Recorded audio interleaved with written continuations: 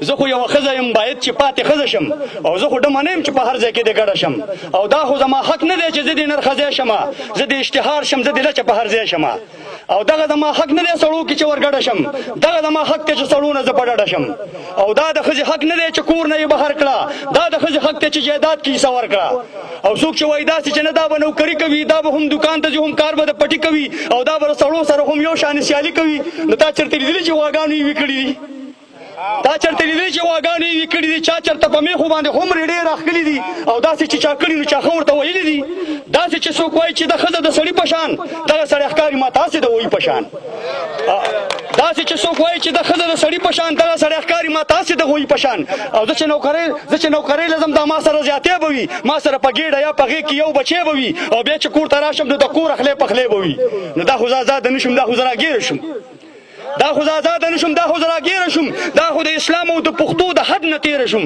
او زه چې کلنډره شم زما هغه عفت څه شو ما له چې الله راکړی ځان له حیثیت څه شو زما د پلار او ورور یا د خاوند هغه عزت څه شو ما نه چې ځان خیر کړو نو ځکه دومره سپکه شوم زه خو پاس اسمان مو سپو د لاندې ځمکه شوم او ما له خو الله داسې ځانګړی خوی راکړی و زه چې لا وړو ما پړونه په سر کړی و لوبې هم فطرت مې ګوره ستا نه جدا کړې وې تا به بلوري او ما ګوډیانې جوړې کړې وې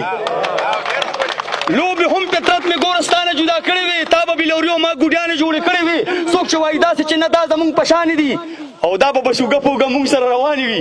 نو ستا نه دا تپوس کوم ته بچي راوړلی شي ته چې زما په شان ده که نه نو تا نه دا تپوس کوم ته بچي راوړلی شي ته څلور پنځه بچي په ګېډه ګرځولی شي ته د مور په شانې مینه زوی له ورکولی شي ته د الله خو للو غزل ویلی شي زه جدا جذبات لرم زه بېل احساسات لرم زه خو د خالد بچی یم زه ښکلي صفات لرم ما له خپل فطرت راکړئ ما سره انصاف وکړئ او دا که زما حق نه وي بیا خیر د اختلاف وکړئ ما له خپل فطرت راکړئ ما سره انصاف وکړئ او دا که زما حق نه وي بیا خیر د اختلاف وکړئ زه په نمونه کې ښکلې زنانه لرم زه خو صدیقه لرم زه خو فاطمه لرم او نه ځم په یورپ پسې بیا خو به بربنډه شم نه ځم په یورپ پسې بیا خو به بربنډه شم شپه ورځ به نه پېژنم هر وخت به په منډه شم او دا روشن خیالي رانه په زور باندې عزت اخلي دا روشن خیالي رانه په زور باندې عزت اخلي او دا روشن خیالي رانه یا خدای ګو چې جنت اخلي زه خو جوړه شوې ګوره ګل غوندې نازکه یم زه خو د خپل پلار او د خاوند د کور ملکه یم زه خو د عصمت او د حیا په کالو ډکه یم زه مضبوط دلیل لرم ما سره قرآن شته زه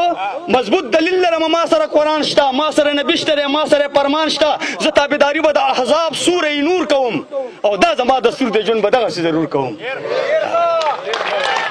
زه تابعداري به د احزاب سوره نور کوم او دا زما دستور د ژوند به دغسې ضرور کوم او ای شاعره تا خو له خپله برخه ورکړله ای شاعره تا خو له خپله برخه ورکړله تا د خپل قلم په زور خبره را بهر کړله اوس د هر چا خوښه ده چې کم طرف ته مخه کړي ځان له به دې دوو لارو کې یو لاره دې خوښه کړي او ډېرو لیونو کې روغ سړی به لیونی ښکاري ډېرو لیونو کې روغ سړی به لیونی ښکاري او دا نظم انور به ډېرو خپوازغی ښکاري